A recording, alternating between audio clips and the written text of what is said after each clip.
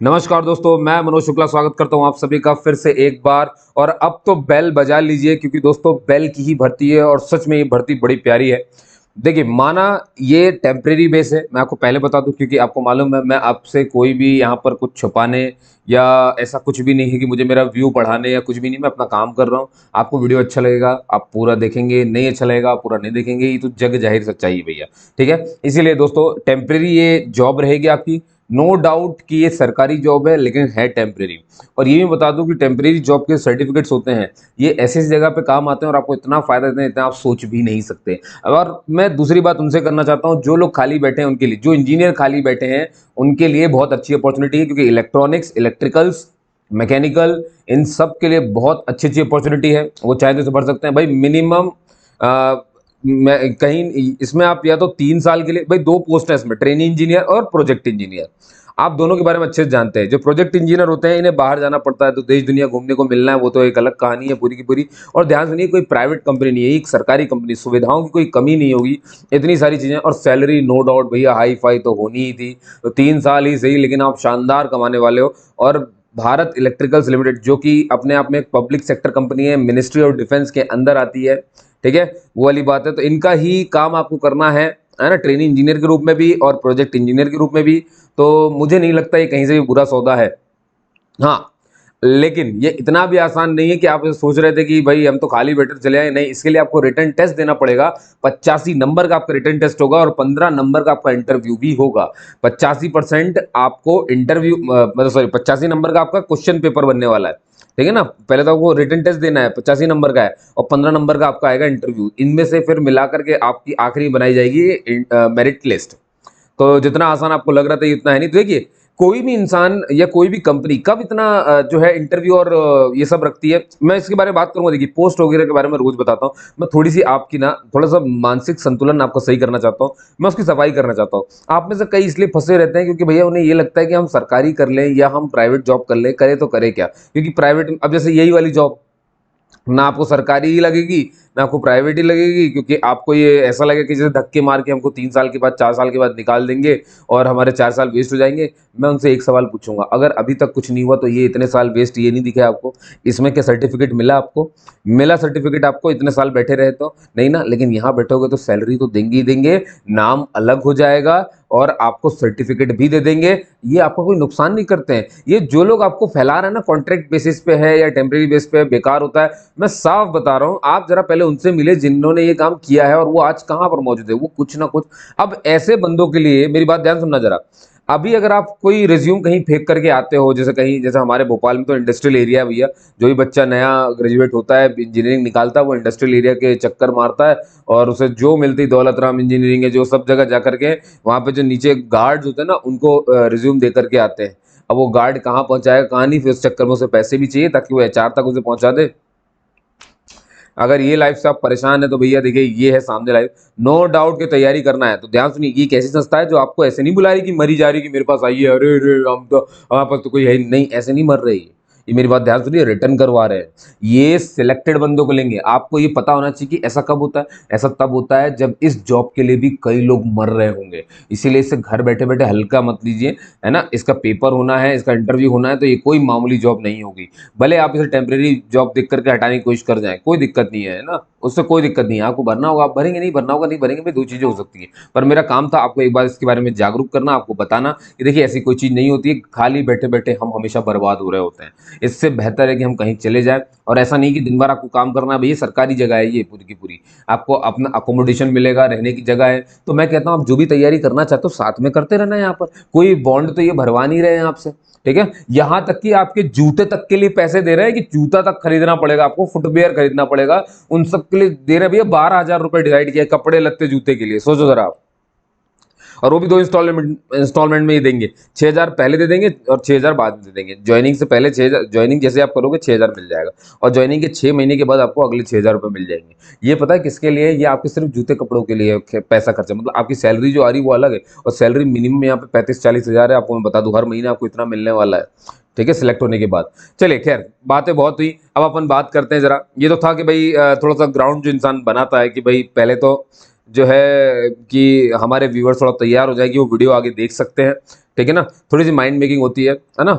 अच्छा एक बात है, मैं काफ़ी सारी बातें करता हूँ, थोड़ा सा मुझे रिव्यू भी दीजिए कि अच्छी बातें लगती है कि बुरी लगती हैं, क्या लगता है ना, ताकि मैं इन बातों को या तो कटिंग कर दूं वीडियो में से कि या तो फिर कंटिन्यू करूँ कि आपको अगर देखिए बात है कि मैं कोई बात ऐसा नहीं, हाँ भले ही मजाक मस्ती बोल रहा हूँ लेकिन बात मजाक नहीं है, भले की हमारे।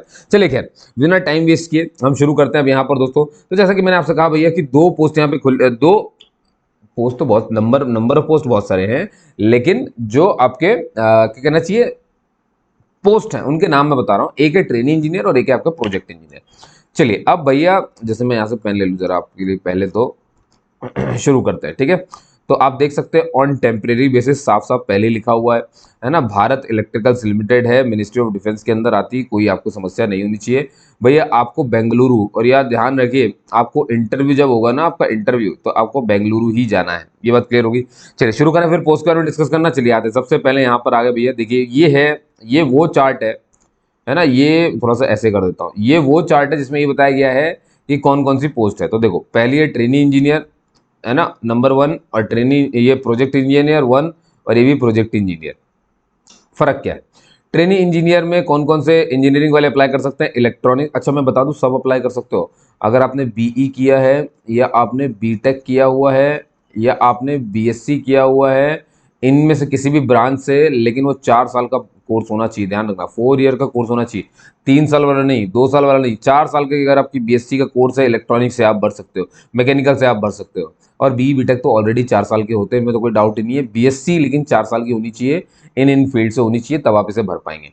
आप देखेंगे कि जो ट्रेनिंग इंजीनियर है टोटल पोस्ट 43 है, और जो आपका प्रोजेक्ट इंजीनियर है उसकी यहाँ पर 2 है, तो टोटल आप देख लो 38 + 1, यानी कि टोटल हो गया आपको 39, है ना।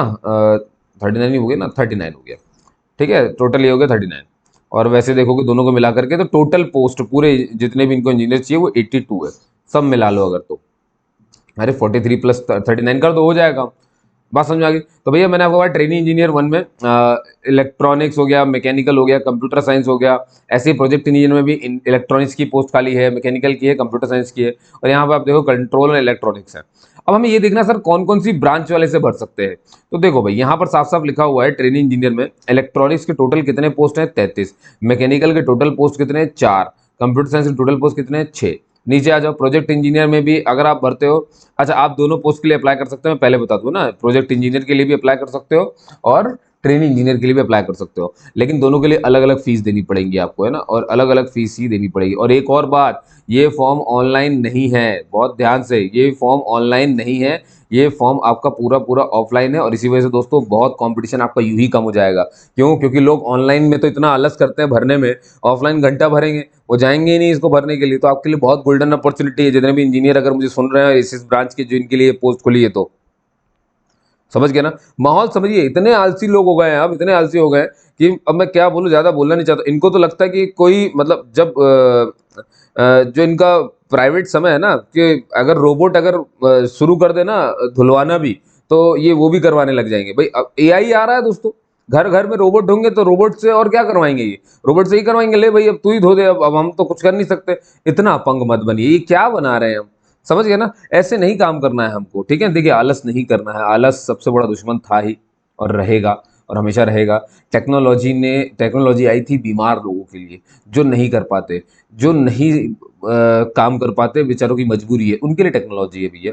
रोबोट जैसी चीजें मेरे ख्याल से सिर्फ उनके पास हो तो अच्छा लगता है, लेकिन आपके और मेरे जैसे जो लोग सक्षम लोग हैं, जो अपना काम खुद कर सकते हैं, उनके घर में भी अगर रोबोट्स अगर आने लगे तो फिर तो दिक्कत हो जाएगी। और आपको मालूम है एलन मस्क बहुत इस बात के नकारते हैं, एआई से दूर रहिए, बिल्कुल दूर रहिए, ठीक है। पर ठीक है, देख जितना दूर बोला जा रहा है उतने आदमी इसकी, तो इसके लिए मना करोगे ना, नहीं नहीं नहीं उसके पास मत जाना, वही जाएगा। चलिए बहुत बढ़िया। अब यहाँ देखिए minimum 6 months of relevant post qualification industrial. अब यहाँ पर यही बात आपको खटक सकती है, 6 महीने का इन्होंने आपसे इंडस्ट्रियल एक्सपीरियंस मांग लिया है। और ये ऐसे नहीं कि आपको जाके बता देना है, आपने जहाँ पर काम किया है ना, जो आपका एम्प्लॉय था प्रीवियस, मान लो जैसे कहीं पर भी आपने किसी कंपनी में काम किया, थोड़ी देर के लिए मान लेते हैं कि आपने आयशर ट्रैक्टर में काम किया, है ना, या महिंद्रा एंड महिंद्रा में काम किया 6 महीने, तो उसका सर्टिफिकेट अपने बॉस से बनवाइए, जिसमें ये मेंशन होना चाहिए कि किस डेट को आप उस कंपनी में आए थे और किस डेट को आपने छोड़ा है, और वो जो ड्यूरेशन है वो 6 महीने का होना चाहिए।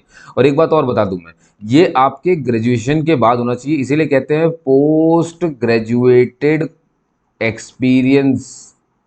इसे क्या बोलेंगे? Post graduate experience. मतलब ग्रेजुएट, पोस्ट मतलब होता है ग्रेजुएशन के बाद मैंने जो एक्सपीरियंस लिया वो ये है। याद रखना, ग्रेजुएशन के पहले या बीच में कहीं आपने काम करके आए वो इसमें इंक्लूड नहीं होगा, ठीक है, ये ध्यान रखना। भाई मिनिमम एज जो है वो 28 साल है, ठीक है। अच्छा, अभी तो ये जो थी, अब ये इंजीनियरिंग अगर आप कैटेगरी वाइज देखोगे कितनी कितनी किसके लिए, पूरी ये जितनी भी पोस्ट खाली है 43 में से टोटल 19 जनरल के लिए, 3 इकोनॉमिक वीकर सेक्शन के लिए, 10 ओबीसी के लिए, एससी के लिए और एसटी के लिए। अच्छा, यहाँ जनरल और ये सब देख करके मेरा दिमाग में एक बात आ गई है, जो नीचे है वो मैं बता भी रहा हूँ आपको। इस चार्ट में सारी जानकारी है भैया, इसलिए बहुत अच्छे सुनिए।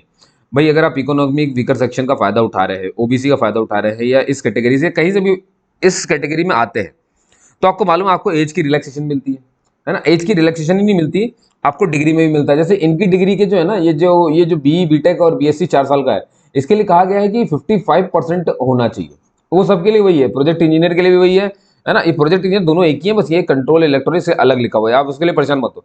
आप यहाँ इसके लिए भी बीई, बीटेक और बीएससी 4 साल का कोर्स होना चाहिए अपने अपने रिस्पेक्टिव फील्ड में। ये जो दिख रहा है आपको, अब आप अपने कौन कौन सी ब्रांच से किया है, मैकेनिकल है तो कौन सी ब्रांच है, भाई मैकेनिकल भी तो 10 ब्रांच होती है, तो कौन सी ब्रांच वाले अप्लाई कर सकते हैं ये भी देखना। तो मैं अभी आपको नीचे वो बता रहा हूँ, अभी आप उसकी चिंता ना करें, अभी आप बस ध्यान सुनो मैं क्या बोल रहा हूँ आपको। क्या बताया मैंने दोस्तों कि सर 55% किसके लिए, मतलब आपकी डिग्री का परसेंटेज जो है वो इतना होना चाहिए। तो ये है जनरल के लिए, ये है इकोनॉमिक वीकर सेक्शन के लिए, और ये है ओबीसी के लिए, ठीक है। इनके लिए 55% है, लेकिन बाकियों के लिए यानी कि एससी एसटी है ना, एससी हो गया, एसटी हो गए, मैं यहाँ पे लिख देता हूँ, एससी के लिए, एसटी के लिए और पर्सन विद बेंचमार्क डिसेबिलिटी के लिए, इनके लिए सिर्फ पास होना है। सिर्फ पास, मतलब 3rd डिवीजन भी पास है तो पास है। इतना क्लियर हो गया आपको। 28 साल मिनिमम एज है। अब भाई आपको मालूम है कि जो एससी एसटी होते हैं, है ना, एससी एसटी से अगर आप आओगे तो आपको 5 साल की छूट मिलती है, इससे 5 साल जोड़ लो। अगर आप ओबीसी से हैं तो आपको 3 साल की छूट मिलती है। अगर आप पर्सन विद बेंचमार्क डिसेबिलिटी है तो इसमें अब जनरल, एसटी एससी ओबीसी अलग होगा। अगर कोई अपंग व्यक्ति जनरल का है तो उसको 10 साल की छूट मिलेगी, अगर कोई अपंग व्यक्ति जो है वो ओबीसी का है तो उसको 13 साल की छूट मिलेगी, और अगर ऐसा ही कोई एससी एसटी का है तो उसे 15 साल की छूट मिलेगी। समझ गए ना, तो ऐसे काम होता है। चलो ठीक है सर, हमने फिर हो गए। अच्छा याद रखिए सारा फॉर्म ऑफलाइन है, तो आपको A4 साइज के वो एनवलप आता है ना, एनवलप, जैसे ये देखो ये एनवलप है, ये एनवलप हो गया, ठीक है। अब क्या करना है आपको, इसके अंदर आप जो पहले तो एप्लीकेशन फॉर्म भरना है, ठीक है। क्या भरना है, पहले एप्लीकेशन फॉर्म आपको भरना है, ठीक है। एप्लीकेशन फॉर्म को भरा, उससे फोटो चिपका दी और सब कुछ बता दिया, उसको फोल्ड किया और एनवलप के अंदर डाल दिया। एनवलप के अंदर यहाँ पर लिखा होगा applied for the post of, इसे कहते हैं सुपर स्क्रिप्ट करना, एनवलप के ऊपर लिखना, ठीक है। Applied for the post of लिख देना, फिर ट्रेनिंग इंजीनियर ऐसे, और फिर यहाँ पे भेज देना टू, किसको भेज रहे हो वो एड्रेस यहाँ पे आ जाएगा। एड्रेस नीचे दिया हुआ है और यहाँ पर कैसे लिखना है मैं नीचे बता दूंगा। आप समझ गए ना, ऑफलाइन फॉर्म ऐसा है। और याद रखिए इसको 28 जून से पहले पहले आपको भेज देना है ना। 28 जून 2023 से पहले पहले इसको पोस्ट कर देना, स्पीड पोस्ट करके भेज देना। सही बात बताऊँ मैं आपको, कोई भी चीज़ ईमेल मत करना, ईमेल की बात नहीं है यहाँ पे, समझ गए, बहुत बढ़िया। सर मान लीजिए सिलेक्ट हो गए तो बेटा पहले साल आपको 30,000 रुपये मिलेंगे अगर ट्रेनिंग इंजीनियर में हो जाते हैं आप, दूसरे साल आपको 35,000 रुपये मिलने लगेंगे और तीसरे साल आपको 40,000 मिलेंगे। इसका मतलब आप समझ गए होंगे 3 साल की नौकरी है। लेकिन मैं एक बात बता दूं आपको, मिनिमम 1 साल की नौकरी है। अच्छा काम किया तो एक्सटेंड करके 1 और साल बढ़ा देंगे, और अच्छा काम करते रहे तो 1 करके और एक्स्ट्रा बढ़ा देंगे, तो 3 साल तक मैक्सिमम आएगा। 3 से ऊपर आपके साल नहीं बढ़ेंगे, इसके बाद आपको उसे अलविदा कहना पड़ेगा, है ना। अगर आपने बहुत अच्छा काम किया तब ये कहानी है दोस्तों। देखो सेम यहाँ पर भी वही पूरी चीज़ें हैं, है ना। बस यहाँ पे इलेक्ट्रॉनिक्स इलेक्ट्रिकल के लिए एक पोस्ट है तो उसको अलग से लिखा, उसके परेशान होते हैं। प्रोजेक्ट इंजीनियर में वही है, लेकिन यहाँ पे एक्सपीरियंस फर्क है। यहाँ पर इन्होंने 2 साल का आपका इंडस्ट्रियल एक्सपीरियंस मांग लिया है। तो अब आपको बाकी मालूम है आपको कि सर्टिफिकेट लाना पड़ेगा, उसमें डेट लिखी होनी चाहिए ज्वाइनिंग से लेकर के, उसमें 2 साल होने चाहिए। 32 साल इसमें मिनिमम एज है, ठीक है। सॉरी मिनिमम कह रहा हूँ, मैक्सिमम, है ना। मैक्सिमम जो है 32 साल है, 32 साल से ऊपर होनी चाहिए, और ये कैटेगरी वाइज यहाँ पे लिखा हुआ है। अच्छा मैं ये बोलने वाला था यहाँ से, देखिए तो मैं ये कह रहा था कि अगर आपको SC ST को आप देख लो ना कहाँ का फायदा होता है, उनको फायदा ये हो जाता है कि भाई एक तो एज क्राइटेरिया है ना। एज क्राइटेरिया मैटर करता है और दूसरा इनको जो क्वालिफिकेशन में जो छूट मिली सिर्फ पास होने के लिए बोला गया वो। लेकिन ये तो तभी मिलेगा ना जब आप ये प्रूफ दे पाएंगे कि आप SC ST के हैं, OBC के हैं और इकोनॉमिक वीकर सेक्शन और इन सब से आते हैं। तो इसके लिए मतलब आपके पास एक सर्टिफिकेट होना चाहिए अपने अपने कास्ट का, ठीक है। तो वो सर्टिफिकेट बनवा करके रखें, नहीं है तो उसके ला करके रखें, और वो आपको मालूम है ना, उसको स्कैन नहीं करना, उसकी फोटोकॉपी सब कुछ आपको एप्लीकेशन के साथ इसी एनवेलप में फोल्ड करके भेजनी है। इसमें आपको क्या क्या भेजना है मैं बता रहा हूँ, सब कुछ है इसमें। 10th की मार्कशीट, 12th की मार्कशीट, आपकी ग्रेजुएशन के एक एक सेमेस्टर की मार्कशीट, ओरिजिनल मत भेज देना, सबकी फोटोकॉपी भेज देना है। क्या भेजना है? सबकी फोटोकॉपी को फोल्ड करना और इसके अंदर डाल देना एनवेलप के। किसके साथ? देखो एनवेलप में दो चीजें जा रही हैं दोस्तों। एक तो एप्लीकेशन फॉर्म जा रहा है पूरा का पूरा, एप्लीकेशन को फॉर्म किया उसको डाल दिया। अब फिर क्या करना, आपने जितनी फोटोकॉपी कराई है उनको भी फोल्ड किया और उसी एनवेलप में डाल दिया और एनवेलप को बाहर सील कर दिया और यहाँ एनवेलप के ऊपर लिख दिया कि किसके लिए अप्लाई करना है और किस एड्रेस से भेजना, मैं नीचे बता रहा हूँ। क्या बात समझ में आ गई? है ना। ये होता भैया। अब नीचे जाओ, प्रोजेक्ट इंजीनियर के लिए बेटा 4 साल एक्सटेंडेबल है। 3 साल तक तो मतलब 2 साल तो मिनिमम करना ही करना पड़ेगा, तीसरा साल एक्सटेंड करेंगे और ज्यादा हुआ तो चौथे साल तक एक्सटेंड कर देंगे। आप देखोगे पहले साल आपको 40,000 हर महीना मिलेगा, दूसरे बार आपको 45,000 हर महीना मिलेगा, तीसरे साल अगर करोगे तो 50,000 हर महीना मिलेगा और अगली बार जाओगे तो 55,000 हर महीना मिलेगा। तो आप समझ गए, ट्रेनिंग इंजीनियर के लिए 6 महीने का एक्सपीरियंस चाहिए और प्रोजेक्ट इंजीनियर के लिए आपको क्या करना चाहिए, 2 साल का एक्सपीरियंस चाहिए, ठीक है। और कितना कितना स्टाइपेंड मिलेगा आपने यहाँ पर देख लिया भैया, ये हर महीने की कहानी है, हर महीने हर साल नहीं है ये, इसलिए परेशान मत होना, ठीक है। चलिए बहुत बढ़िया। तो यही सब यहाँ पे लिखा हुआ है दोस्तों। ये देखो, ये जितना ये लिखा है ना, मैंने वो टेबल में आपको बता दिया, ये वही वाली बात करने वाले 50,000 60,000 दुनियादारी ऐसा करते हुए, ठीक है। ये ध्यान रखना। अच्छा, अब अगर ये कहते हैं ऐसा कोई कैंडिडेट मिल जाए जो ट्रेनी इंजीनियर के रूप में काम करता था और अब उसने अप्लाई कर दिया प्रोजेक्ट इंजीनियर के लिए, ठीक है ना, तो उसको प्रोजेक्ट इंजीनियर 2 कहा जाएगा, ठीक है। और उसका भाई 3 साल से ऊपर किसी भी हालत में नहीं बढ़ेगा, ये ध्यान रखना। हाँ, उसका ये सब बढ़ जाएगा, जैसे यहाँ देखो जरा 45 50 55,000 यहाँ तक, तीसरे साल तक उसको इतना मिलेगा, बहुत है भाई। और ये मैंने कहा था आपसे, देखो जरा 12,000 रुपये मिल रहे हैं आपको, सोचो जरा, फुटवेयर अलाउंसेस, स्टिचिंग सिलाई का ये वो, अटायर अलाउंसेस है, लाइफ इंश्योरेंस प्रीमियम है, मेडिकल वगैरह सब आपको कैसे मिलेगा। बस ये है कि 2 इंस्टॉलमेंट में मिलेगा। पहला इंस्टॉलमेंट जो है ये आपके फर्स्ट मंथ की सैलरी के साथ आ जाएगा ज्वाइनिंग के बाद, और अगला आएगा आपका 6 महीने कंप्लीट करने के बाद, आफ्टर 6 मंथ, है ना। तो इसका थोड़ा सा ध्यान रखेंगे आप, समझ गए। अब दोस्तों यही सेम कहानी है, देखो मैंने एज क्राइटेरिया आपको बता ही दिया, सबके लिए क्या क्या छूट होती है वो भी मैंने आपको बता दिया है, ठीक है ना। ऐसी प्रोजेक्ट इंजीनियर के लिए बता दिया, देखो मैक्सिमम इतनी एज चाहिए, है ना, इससे ऊपर नहीं होनी चाहिए। और ये देखो सब कुछ वही बता रहे हैं कि सारा कुछ इनक्लोज करो, सर्टिफिकेट वगैरह, है ना, और बस उसे भेजना होगा, ठीक है। अब कैसे क्या भेजना है वो हम देखेंगे। और ये ग्रेजुएशन तो मैंने आपको पूरा बता दिया, देखो BTech BSc इंजीनियरिंग 4 साल का होना चाहिए, इलेक्ट्रॉनिक्स मैकेनिकल में 55% किसके लिए, OBC EWS के लिए है, और बाकी SC ST पर्सन में डिसेबिलिटी के लिए सिर्फ पास होना हुआ। और यही कहानी दोनों में है। देखो जो मैंने बता दिया उसमें टाइम खर्च नहीं। अब आते हैं सर कि अगर मैकेनिकल बोलते हो तो कौन सी ब्रांच, सिर्फ मैकेनिकल। अगर कंप्यूटर साइंस बोलते हो तो कौन सी ब्रांच, तो computer science and engineering, computer science engineering. Electronics बोलते हो तो कौन कौन सी ब्रांच, इलेक्ट्रॉनिक्स हो गई, electronics and communication, electronic and telecommunication, communication और टेलीकम्युनिकेशन, समझ गए। तो ये होता है इसका मतलब, है ना। और इलेक्ट्रॉनिक्स और इलेक्ट्रिकल का मतलब, इलेक्ट्रॉनिक्स है, EC है, ETC है, टेलीकम्युनिकेशन है, इलेक्ट्रिक EE कहते हैं इसको, ये ब्रांच भी बड़ी प्रचलित है। और एक होता है EE, इलेक्ट्रिकल इंजीनियर। क्लियर है इतनी बात नहीं। तो अगर आपने इनमें से किसी ब्रांच से किया है तो आप ये ग्रेजुएशन में आते हैं तो आप अप्लाई कर सकते हैं। क्लियर हो गई इतनी बातें, है ना।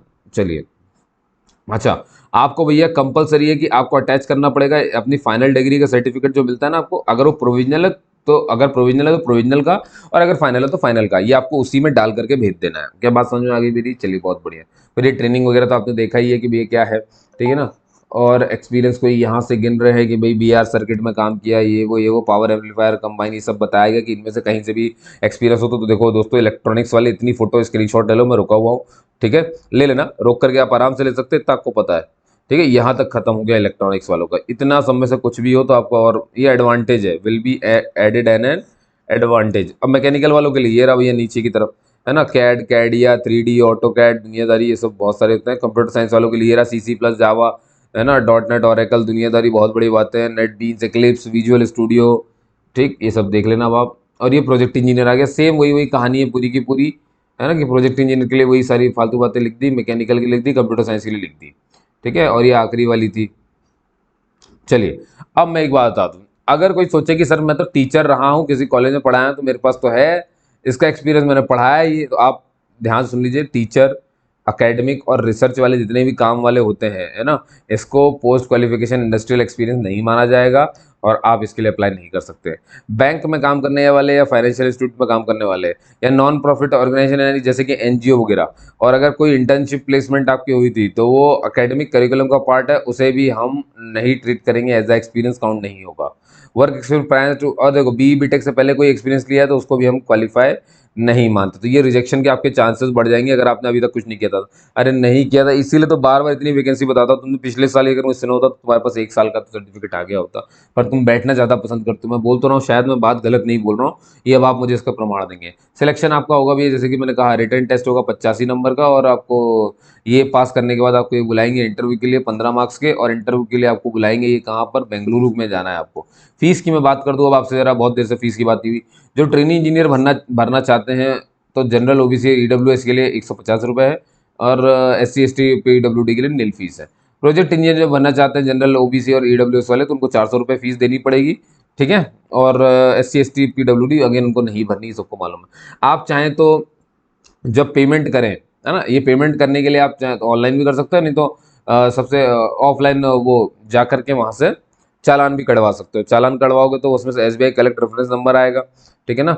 इसको आपको एंटर कर देना है एप्लीकेशन फॉर्म में। एप्लीकेशन फॉर्म में आपको सब मेंशन करना है, ये ध्यान रखना, ठीक है दोस्तों। चलिए, अगर आपकी फीस एक बार पेड हो गई तो वो रिफंड नहीं होगी किसी भी हालत में, ये ध्यान रखना। DD और cash will be accepted towards payment of application, ठीक। चलिए, बहुत बढ़िया। इंस्ट्रक्शन फॉर मेकिंग पेमेंट, अब भाई कैसे पेमेंट होगा, तो आपको जाना है सबसे पहले तो इस साइट पे, ये www.onlinesbi.com है। यहाँ पर जाना और सिलेक्ट कर लेना एस स्टेट बैंक कलेक्ट, ठीक है, और जो भी टर्म्स एंड कंडीशन है उसे एक्सेप्ट करना, फिर प्रोसीड पे क्लिक कर देना, ठीक है। फिर आपको स्टेट सिलेक्ट द स्टेट, पूरे इंडिया में कौन सा स्टेट है वो चुनिए। उसको चुनने के बाद select the type of corporation, कौन से कॉर्पोरेशन में जाना है वो चुनिए, तो PSU को चुन देना है। PSU को चुनने के बाद आपको जाना है भारत इलेक्ट्रिकल, ये अपने आप आ जाएगा, और वहाँ जाकर के सबमिट कर देना।